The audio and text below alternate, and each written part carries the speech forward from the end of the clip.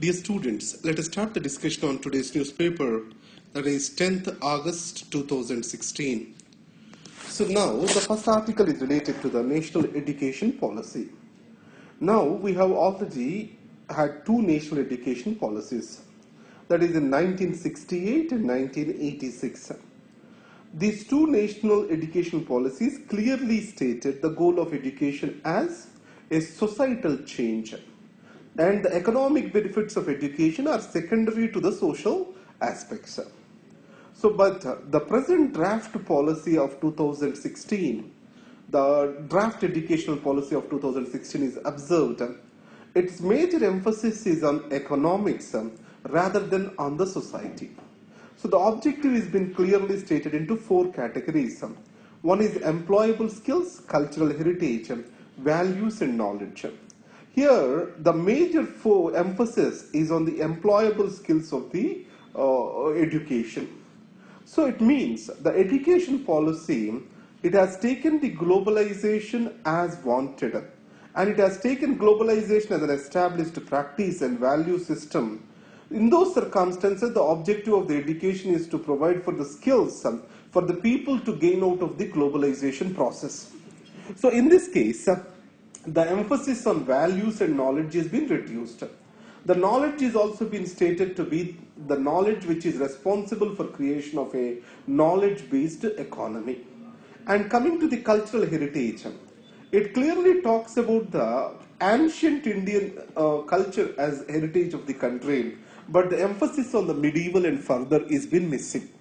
And coming to values, the values are not clearly delineated, and it says that the freedoms have to be enlarged and the freedoms need to be used responsibly by the responsible citizens. It means the citizens are expected to believe in the goodness of the state and shall not question the intentions of the state.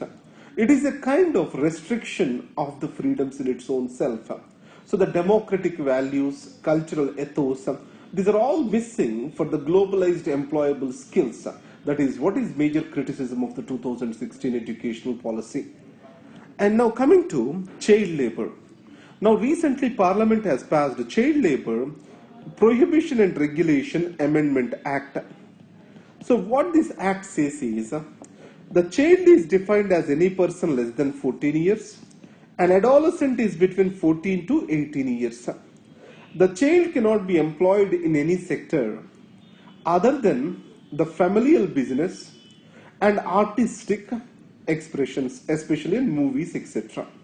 And the child has to be employed in these places, either family business or as an artist, beyond his school hours and during vacations. An adolescent is from 14 to 18 years. He can be employed in a non-hazardous industry.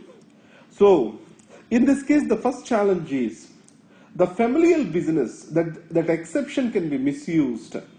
So what the government says is to protect the traditional knowledge and traditional artisans. So the familial induction of the knowledge is necessary to the offspring. So in this case, this can be mostly misused and child can be confined to the traditional worker. And second, coming to adolescents, the hazardous industries definition, previously 83 were being categorized as the hazardous industries.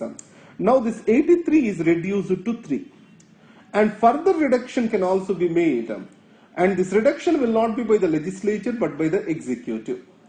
So in this case, these two things are going to weaken this particular Amendment Act.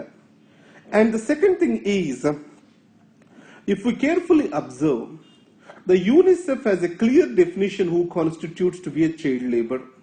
And India is a signatory of various protocols and it ratified them too. The budgetary allocations for this has tremendously decreased over a period of time. The elimination of the child labor has become its second priority for the government. So changing this particular scenario is very critical, and the Child Labor Prohibition and Regulation Amendment Act did not stand to the occasion. And coming to the monetary policy. So the monetary policy's major objective today is inflation targeting. Now, you know that Mr. Balakrishna Pillai, he wrote 3 articles, why the monetary policy objective shall not be inflation targeting alone. So this year in the mains, I am expecting a question on. So do you think monetary policy's primary target has to be inflation targeting? If this question comes up, how we shall answer the thing is important. So now, for this year, the inflation target given by the government to RBI is around 6%. Already due to rise in food prices, it stands at 5.7%. The consumer price index industrial workers. So this is on the high normal side. So that is the reason why the monetary policy did not change the rates, did not provide for a growth conducive environment. Now coming to Vajpayee's path on Kashmir. What was the Vajpayee path? That is Insaniyat, Jamhuriyat and Kashmiriyat. So Insaniyat, Jammu and Kashmir. Insaniyat, Jamhuriyat and Kashmiriyat. This is what is the solution given by Vajpayee towards the Kashmir. And the Prime Minister Modi also reiterated that the Vajpayee's paths will be a direction to the solution of the Kashmir, and his government will follow the same thing. And in this context, Article 370, 371, both of them are in very much discussion. So just try to have a small look about the Article 370. Now coming to the Indian National Defence University. With regard to the professional military colleges, we have different institutions as of now. The professional military education is given at National Defence College, College of Defence Management in Secunderabad, and Staff College at Wellington. So these are the places where it has been inculcated. To bring coordination among all these, Indian National Defence University is proposed. I can see this topic broadly under the governance as an institution need to be governed by the specialists or by the generalists. To what extent we need to have the open air coming into the institution, it means that outside recruitments allowed in the institution. So here, most of the military institutions, the instructors are the military people, and there is no fresh perspective from civilian administration or the academia is coming into this scope. So this is what is expected to bring in over here. So in this case, so whatever the recommendations of the various committees that have to be open for screening in a transparent manner, and an academic board has to be constituted, and this academic board has to take care of the curriculum and other aspects rather than leaving it alone to the military officers. Then new fresh perspective about human rights, etc. can enter into military jargon. Now coming to next article, Putin Erdogan. You know that Russia has sent its weapons and planes in support of Mr. Assad in Syria. Now, the Russian plane, it was shot down by the Turkey, the Erdogan's Turkey. So, then there was a furious reaction from Putin and sanctions were imposed by the Russia against Turkey. Now the resetting of these relationships has been started after the apology from Mr. Erdogan. And Putin also has supported the Erdogan in the recent coup that has happened in Turkey. And Erdogan has, after the coup, made his first visit to Russia, and slowly the restrictions are being removed. Now coming to the feminists are better leaders.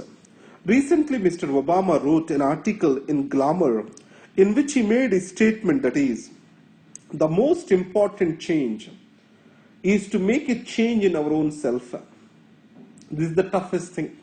And second is, it is absolutely men's responsibility to fight sexism. So it means a man having a feministic notions is very necessary to fight the gender stereotypes that exist in the society. Actually, yesterday I was watching a movie called Key and Ka.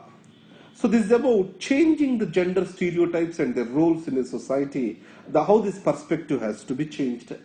So whatever be the case, the man has a greater role in bringing in a change in the societal orientation towards the woman. So this was exactly a question 2 years back in UPSC. Now coming to BCCI, so here Mr. Markandeya Karju said that The Supreme Court involving in the private society, that is BCCI, is judicial activism. Now, these are the articles for today. Thank you very much. A small announcement. So I was out of country and I was really occupied for the past 10 days. So I was unable to upload the videos from August 1st. These will be uploaded to you as soon as possible. And from today the videos will be regular again to you. Thank you very much.